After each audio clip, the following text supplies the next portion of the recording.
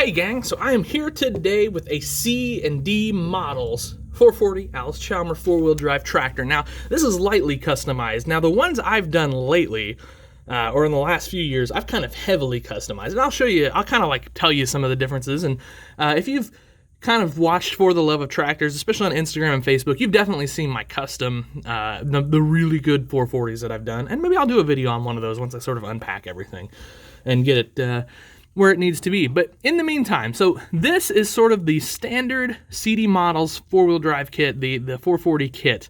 And like I said, I did this one a long time ago, so it's probably not as great as it would be if I did it today.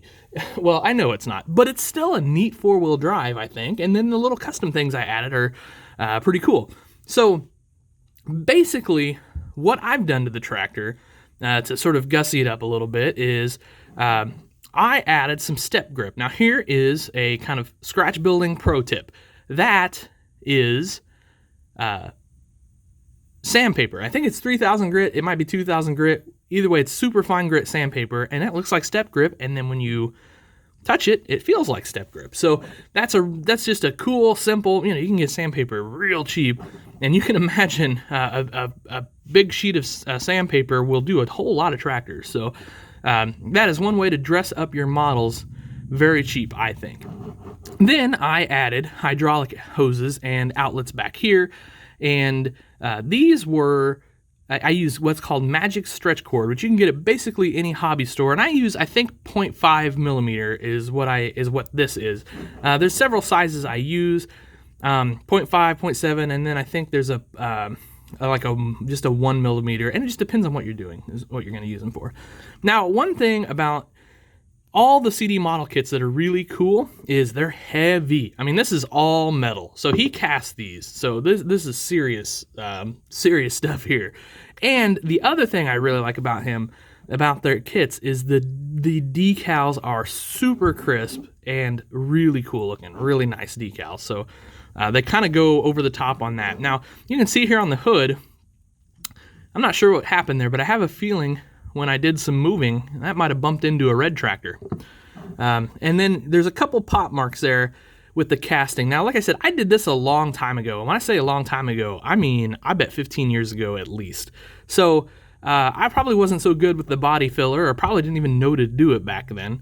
Otherwise, I would have just filled that in, sanded it. We wouldn't have had this seam. We wouldn't have had these pop marks. So that's just kind of what you get into when you deal with metal casting. It's not a big deal. It's easy to fix. Like I said, just a little body filler and you got that taken care of. So I also added handrails. And then these lights come with the kits all the way around. And then there's a choice of mufflers, stacks, exhaust, whatever you want to call them. And I went with the big dual chrome turnouts there.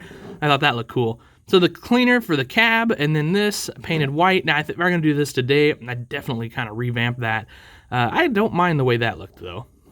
And then, of course, today I also add cab glass to all these that I do. Pretty much every tractor I do gets cab glass. So these are the original C&D model wheels that came with these. They're fine.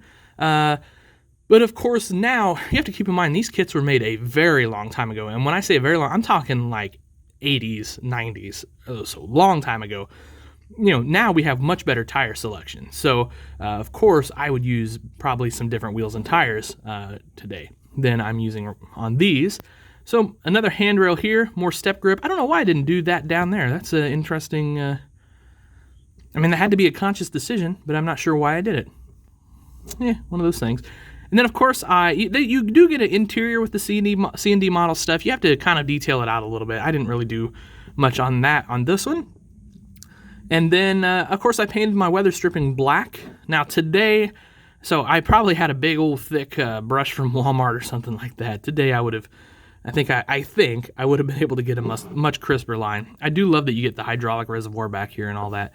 And then the hitch goes right here. I don't know. I've never seen a real AC 440 in person, so I don't know. That's probably really supposed to be orange or black, but I painted it white just for contrast. I thought it looked good back there. So anyway, guys, that is a quick, easy, simple look at an older custom I did. It's obviously not perfect, and I kind of like showing guys, or showing you guys, and showing myself some of the earlier stuff I did that wasn't perfect, because it reminds me of how far I came, because I'll guarantee you when I did this tractor, I thought it was the cat's meow. I probably thought it was awesome, maybe one of the best I'd ever done. Now, of course, flash forward a decade or so, then of course I can do a much better job. And you can kind of nitpick all the little flaws and stuff that you did. So that's why the early pieces you do, I always still hang on to those because, you know, everybody's got to grow somewhere. And I think it's important to see from where you started and where you ended up.